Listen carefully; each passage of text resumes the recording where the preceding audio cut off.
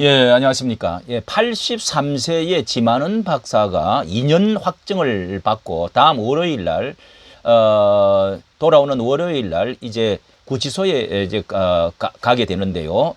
입소 전에 인사글이 나오고 있습니다. 예, 마지막 인사글을 드린다. 자, 이게 어떻게 된 일인지 우리 참으로 보수파에서 아스팔트에서 그리고 또 이 5.18 문제로 해서 아주 그 문재인과 열심히 그 싸웠던 그 전사와 같은 분인데 어떻게 되어졌는지를 하겠습니다.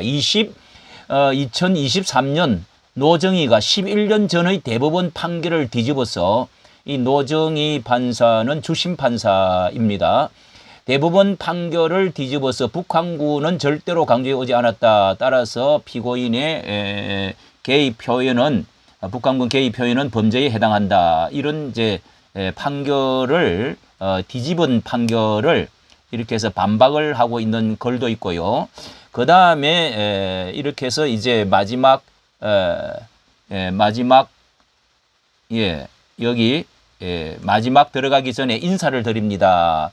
이번 제 16일 월요일 오전 10시에 서울지검 111홀의 홀실에 가서 호송차 타고 곧바로 서울 구치소로 가게 됩니다. 저를 영원해 주시고 성원해 주신 모든 분들께 무한 감사드립니다. 제 변호사님은 대법 판결을 뒤집기 위해 애를 쓰고 계십니다. 대법원은 이번에 오기가 지나쳐 해서는 안 될 판결을 한 것 같습니다. 하나는 일사부재리 원칙의 위반이고 다른 하나는 재심 사유 10호에 해당하는 판결을 한 것 같습니다. 이 북한군 개입 표현은 2012년 12월 27일 이미 대법원에서 죄가 되지 않는다고 판결한 이제 일사부재리 무죄를 받았는데 이번 대법원이 이 표현을 또 판결을 하였습니다. 일사부재리 원칙의 위반 설상가상으로 이번 판결은 2012년에 대법원 판결과 정반대입니다. 2023년의 대법원 이번에 판결 2012년의 대법원 판결을 뒤집은 것으로 이는 재심 사유 10호에 해당할 것입니다. 결국 지금의 대법원은 일사부재리 원칙을 위반하기 때문에 무효가 되어야 한다. 그래서 재심을 할 것입니다. 5.18 특별법에 의해 구성된 5.18 진상규명조사위원회 이렇게 명했습니다. 하고 북한군 개입은 절대 없다고 판결을 이렇게 해가 뒤집었다는 것이죠.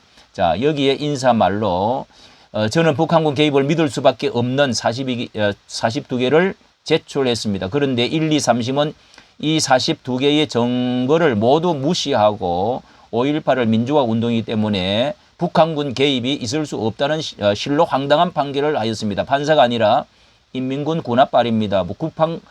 북한군 개입을 부정하려면 이 42개의 증거를 모두 탄핵해야만 법 절차에 맞는 것입니다. 이렇게 하면서 시국진단 발행을 부득이 중단합니다. 예, 발행을 중단합니다. 시국진단은 2003년부터 시작해 20년 동안 발행해 왔는데 그 대신 홈페이지를 뒤지면 다른 데에서 구할 수 없는 자료가 참 많이 있습니다. 이 홈페이지는 정상 가동되니 제가 있을 때보다 제가 없을 때 더욱 질서를 잘 지켜 활용해 주시기를 바랍니다.